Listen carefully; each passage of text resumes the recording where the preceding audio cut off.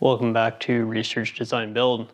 Now I know it's been about a month and a half since the last update on the CRX projects, but a lot has transpired in the last little bit. First things off, I'll give you an update on the fenders that I got from Wolf Steel in Quebec and what the plans are with those.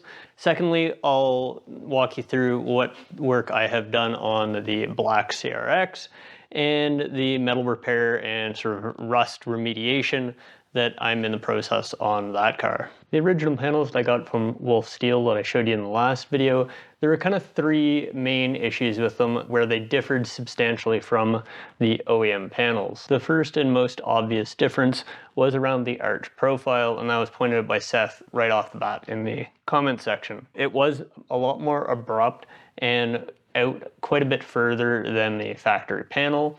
Now, originally when I got them, I was so excited just to see them.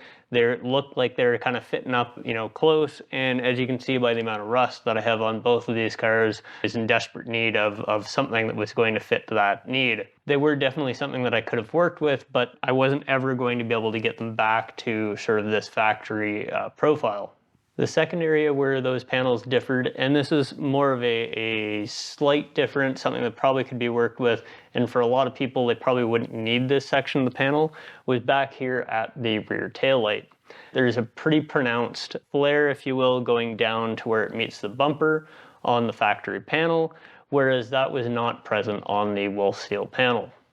The third area that required a little bit of change, let's say, was right here where this trim piece went. Definitely was quite a bit wider on the Wolf Steel panel, and it didn't have the sort of curvature out to the wheel well opening like it does on the factory panel.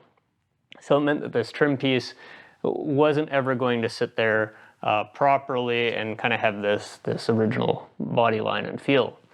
Again, if you were going with like a Wings West type body kit that had a much larger covering around this area, would not have been a major concern.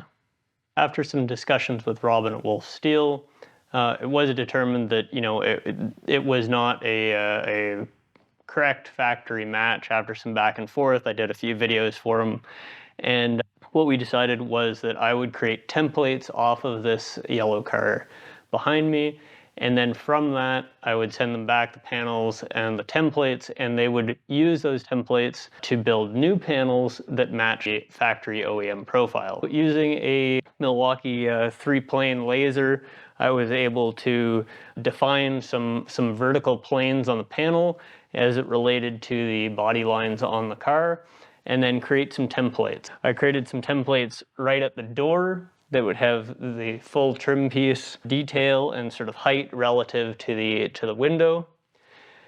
I then created a center plane, of course, that would get the proper flare over top of the center of the wheel line, and then went out on both sides, right where the trim piece starts on each side as well, to give a profile for that. I then did a profile right here at the taillight, and then two more templates, one for sort of the curvature and opening of the wheel well as well as the overall width, and then a final template across the top that just kind of gave a curvature in terms of front to back relative to the center line. With all of these templates put together, they're going to use that to create me some new panels.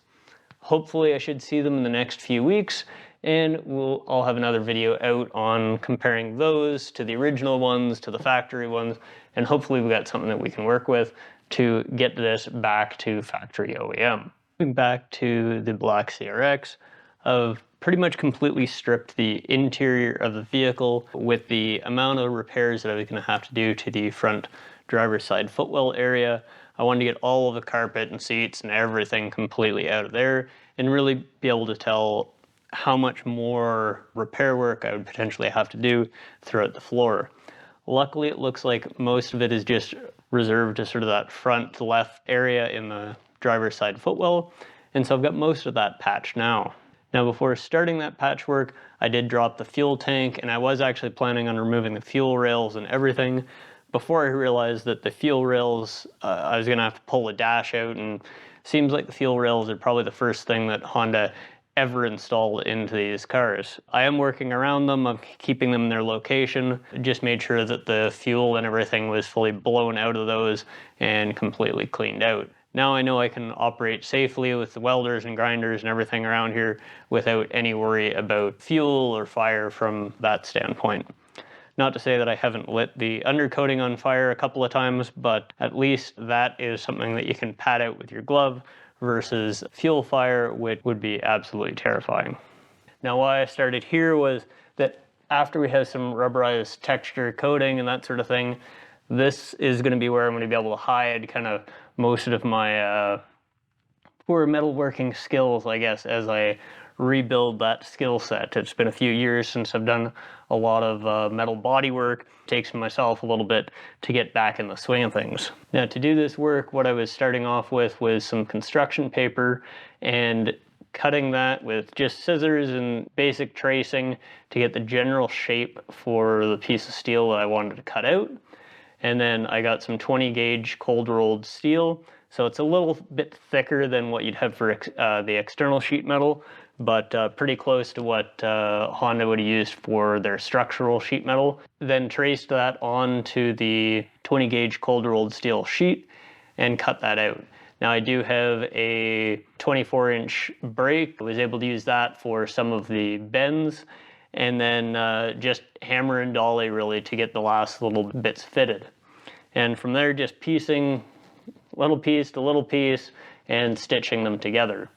Now at this point, I'm probably more of a grinder than I'm a welder, and so definitely a lot of spot welds, a lot of extra weld buildup that I probably didn't need if I was a fantastic welder, but then going back and grinding those down flush and kind of going back and forth until I've got everything fully welded in and a complete panel.